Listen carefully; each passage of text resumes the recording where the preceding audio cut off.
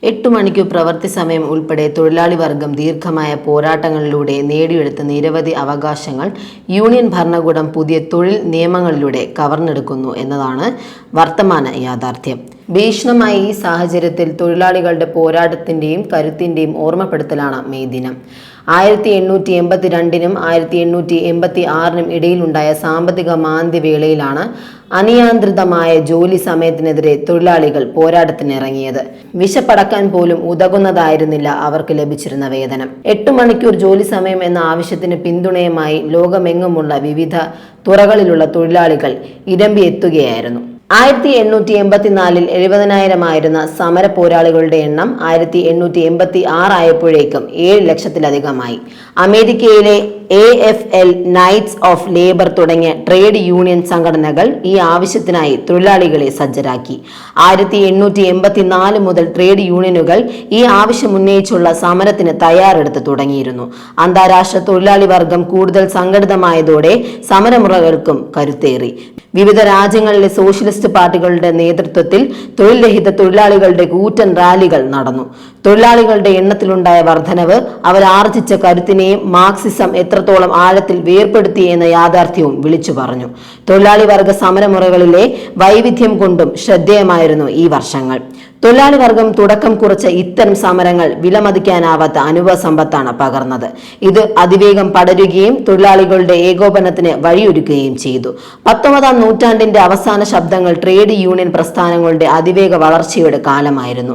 യൂറോപ്പിലാകെ തൊഴിലാളികൾ തൊഴിലിന്റെ അടിസ്ഥാനത്തിൽ സംഘടിക്കുകയും പിന്നീട് അവ ലയിച്ച് വലിയ യൂണിയനുകളാവുകയും ചെയ്തു. ഈ കാലഘട്ടത്തെക്കുറിച്ച് ലെനിൻ എഴുതി, ലോകത്ത് ഒരിടത്തും ട്രേഡ് യൂണിയനുകളിലൂടെയല്ലാതെ തൊഴിൽ വർഗ വികാസം നടക്കുകയുമില്ല.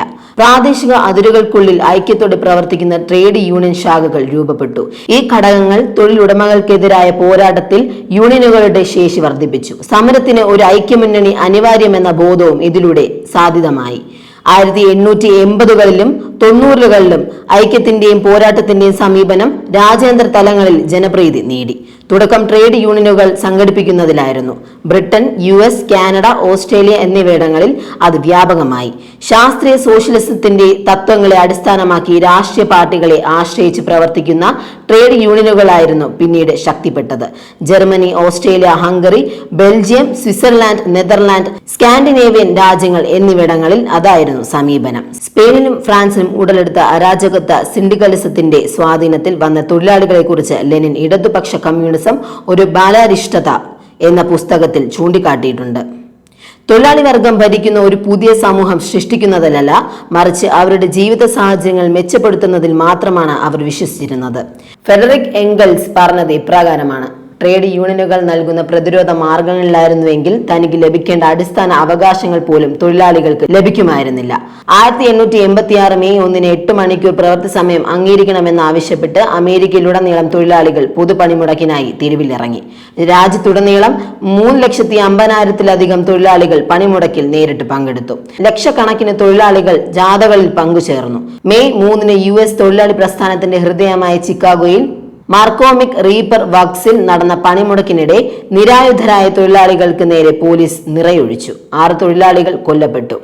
നിരവധി ആളുകൾക്ക് പരിക്കേറ്റു. സർക്കാരിന്റെയും പോലീസിന്റെയും ഈ ക്രൂരതയ്ക്കെതിരെ രാജ്യമൊട്ടാകെ പ്രതിഷേധം കനത്തു. വരും ദിവസം പ്രതിഷേധ റാലികൾ സംഘടിപ്പിക്കാൻ തൊഴിലാളികൾ തീരുമാനിച്ചു. മെയ് 4 ചിക്കാഗോയിലെ ഹേമാർക്കറ്റ് ചതുരത്തിൽ പോലീസ് ക്രൂരതയ്ക്കെതിരെ ആയിരക്കണക്കിന് തൊഴിലാളികൾ പങ്കെടുത്ത റാലി നടന്നു.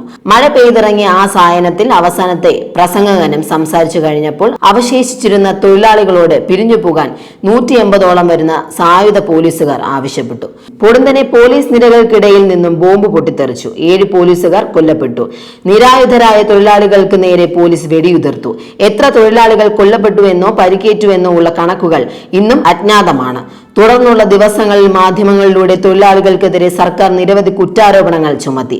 സ്വാഭാവികമായും സർക്കാരിന്റെ ക്രൂരതകളെയും കൊലപാതകങ്ങളെയും മറച്ചുപിടിക്കുന്ന രീതിയിലായിരുന്നു ഇത്. ഭരണകൂടം കുറ്റം ചുമത്തി 8 പേരിൽ ഒരാൾ മാത്രമേ പ്രതിഷേധ സ്ഥലത്തുണ്ടായിരുന്നുള്ളൂ. ബോംബ് പൊട്ടുമ്പോൾ അദ്ദേഹം ജനക്കൂട്ടത്തെ അഭിസംബോധന ചെയ്യുകയായിരുന്നു.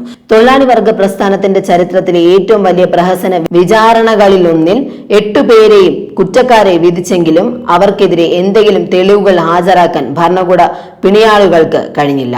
എങ്കിലും Albert Parsons, August Spies, George Engel, Adolf Fischer എന്നിവരെ വധശിക്ഷയ്ക്ക് ലൂയിസ് ലിങ് ആത്മഹത്യ ചെയ്തു. 1893 ശക്തമായ തൊഴിലാളി പ്രക്ഷോഭങ്ങളെ തുടർന്ന് ബാക്കിയുള്ള 3 പേർക്ക് മാപ്പ് നൽകി വിട്ടയച്ചു. ഏതാണ്ട് 3 പതിറ്റാണ്ടുകൾക്ക് ശേഷം 1923 ഇന്ത്യയിൽ മെയ് ദിനം ആഘോഷങ്ങൾ ആരംഭിച്ചത്. 8 മണിക്കൂർ പ്രവൃത്തി സമയത്തിന് വേണ്ടിയുള്ള സമരത്തിന്റെ ഭാഗമായി തമിഴ്നാട്ടിലെ ചെന്നൈയിലായിരുന്നു ഇത്.